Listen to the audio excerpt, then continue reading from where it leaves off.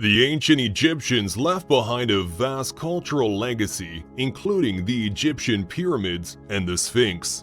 However, for a long time, much about these structures remained a mystery, and researchers could only speculate with questionable theories. To unravel these mysteries, popular podcaster Joe Rogan invited guests to share secrets about the Egyptian Sphinx. What do these enormous structures conceal, and how old are they really? In this video, we'll follow Joe Rogan and delve into chilling facts about the Egyptian Sphinx.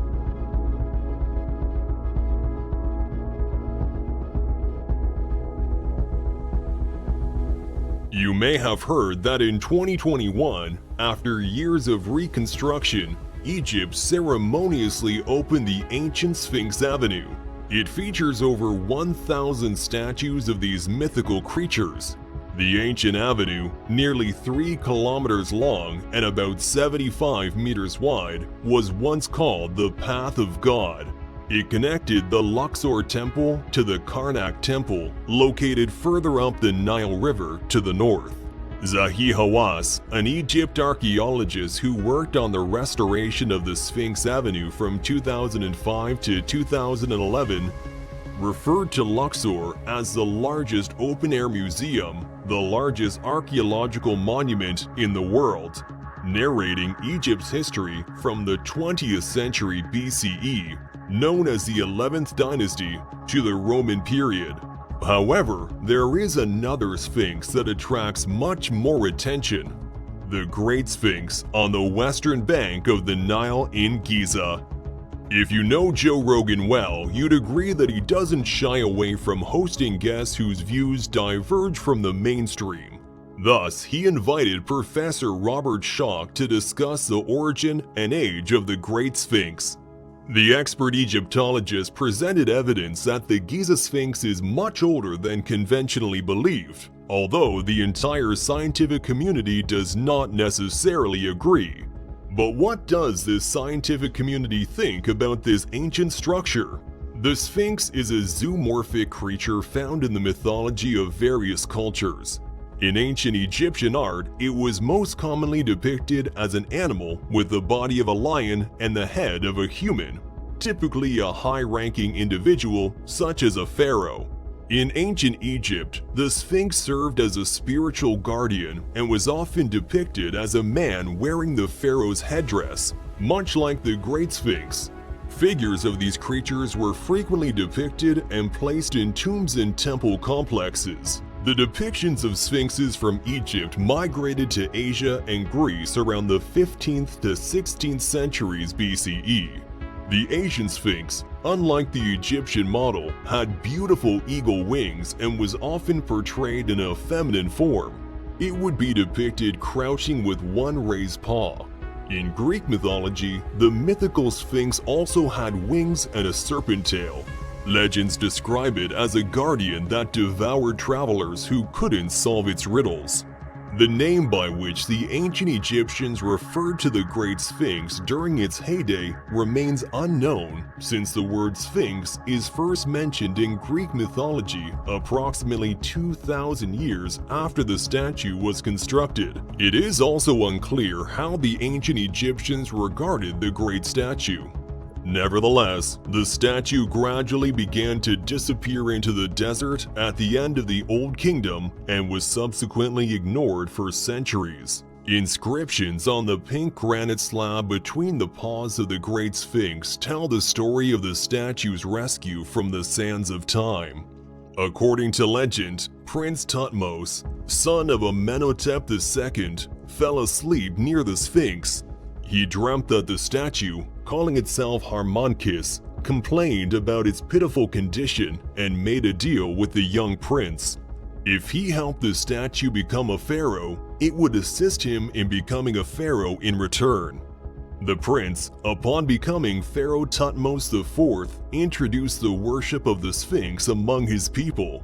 Statues, paintings, and reliefs of the figure appeared throughout the country, and the Sphinx became a symbol of royal power and solar strength. However, Tutmosis' efforts proved insufficient to save the Sphinx, and eventually it was forgotten once again. Its body and face suffered from erosion and the passage of time.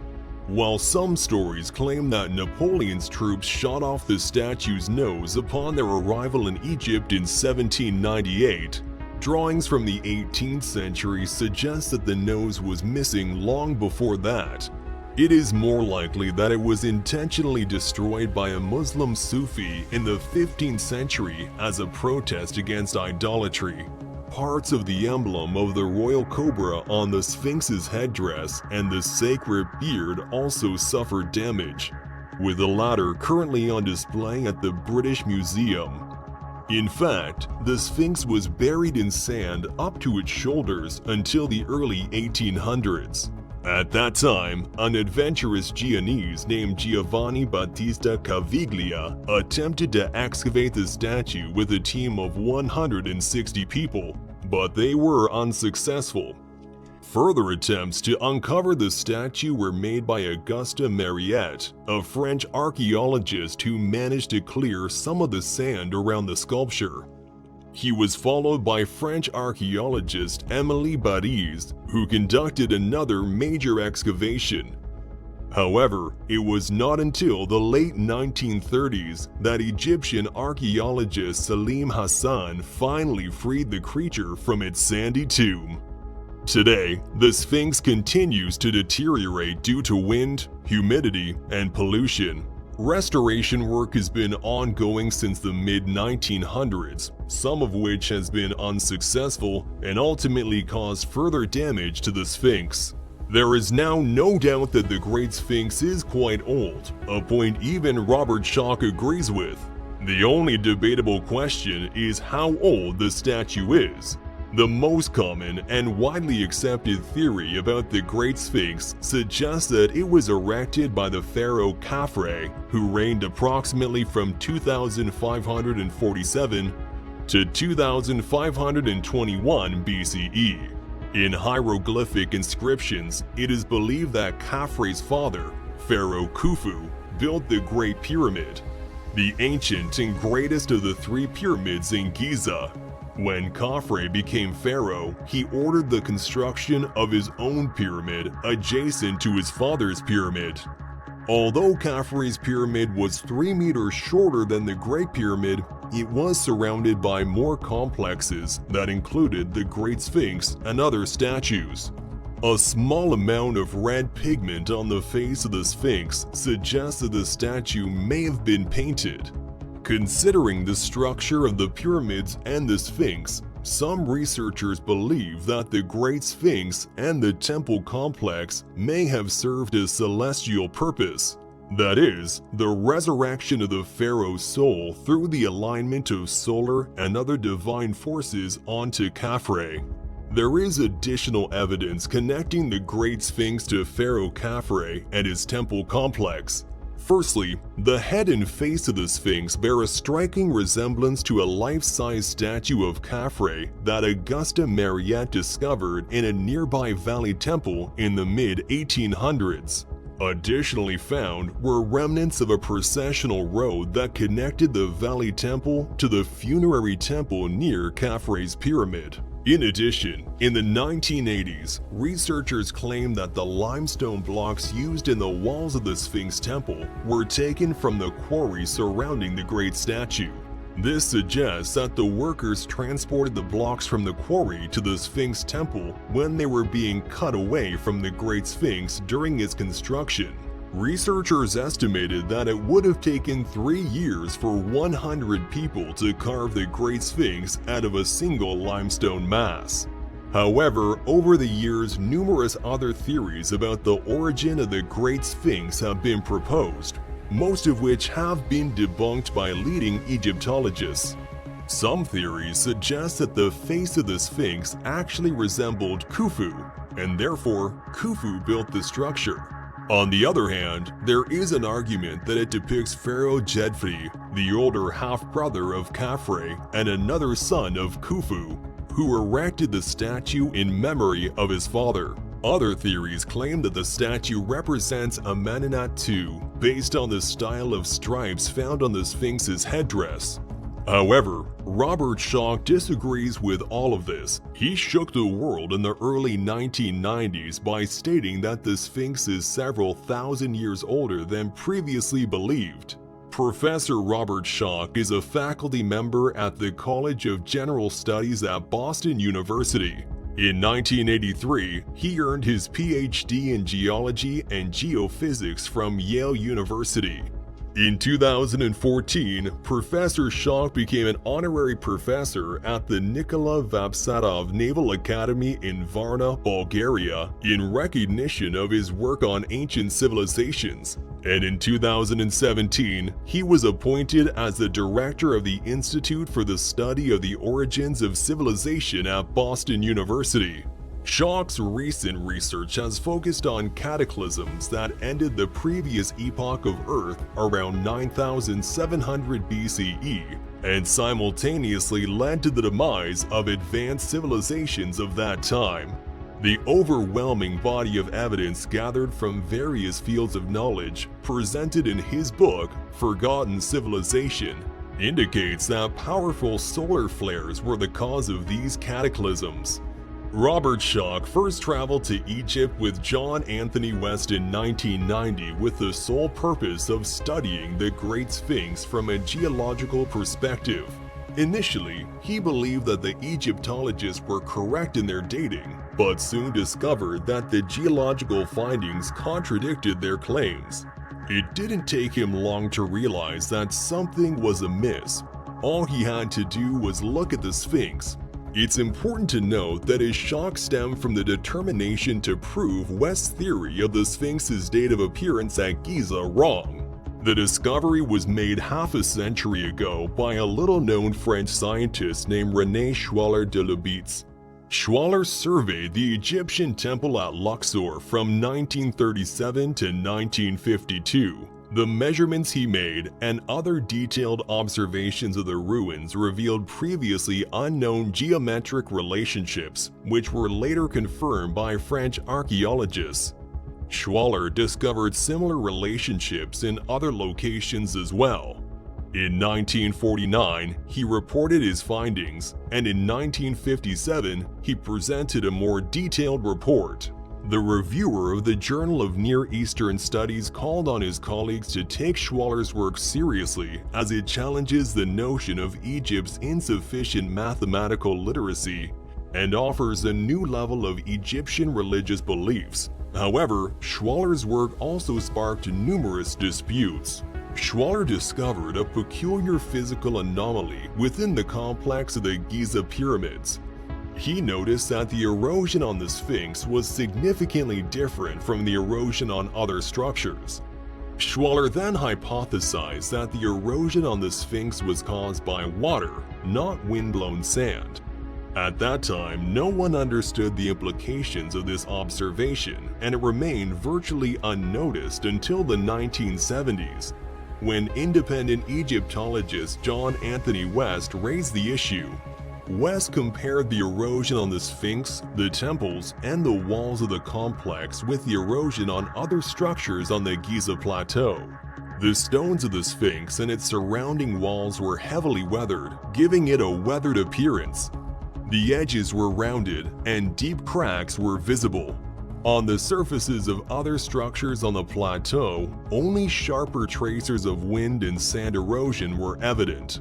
Egypt experienced millennia of abundant rainfall, marking the post-glacial shift of the temperature-climate zone to the north. This period lasted from approximately 10,000 to 5,000 BCE, and by its end, the Sahara transformed from a green savanna into a desert.